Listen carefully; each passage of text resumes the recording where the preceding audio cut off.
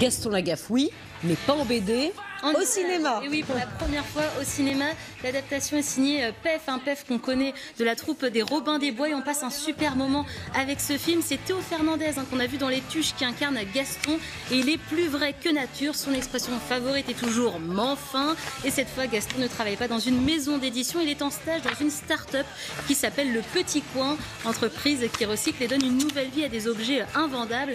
Et dans le film, notre anti-héros a bien quitté les années 60, on est bien en 2018.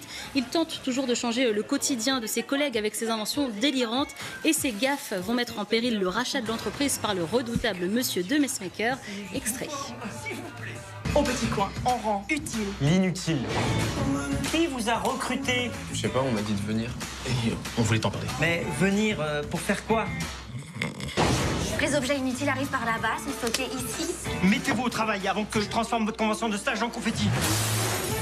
Avec la porte à ressort, plus d'effort. Mais enfin. Disparaissez! Vous avez ruiné cette boîte! Vous avez bousillé ma vie! Moi aussi, je t'aime bien, Prunelle. Bon, circulez!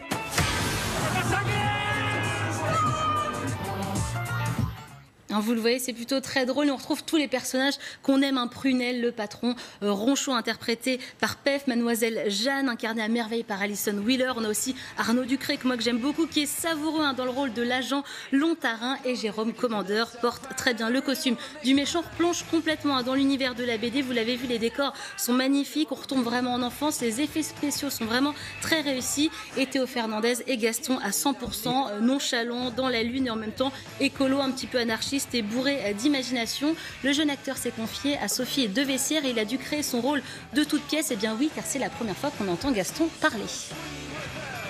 Gaston, moi j'avais une espèce de voix en sourdine qui me disait un peu quelle était sa voix, comment il agissait, qui il était vraiment, mais on n'a aucune indication. Donc en fait c'était que du fantasme en fait. C'est pour ça que c'est dur d'adapter quelque chose comme ça, parce que tout le monde l'idéalise. Et moi le premier, j'idéalisais le rôle. Gaston, c'est un personnage qui contient énormément de poésie. C'est quelqu'un de pur en fait, hyper sain. Dans la profondeur de ses valeurs et de ce qu'il est, il y a quelque chose d'assez lumineux quoi. Et qui est très poétique. Donc moi, c'est comme ça que je voyais Gaston, et je me suis dit, mais c'était mon défi, quoi.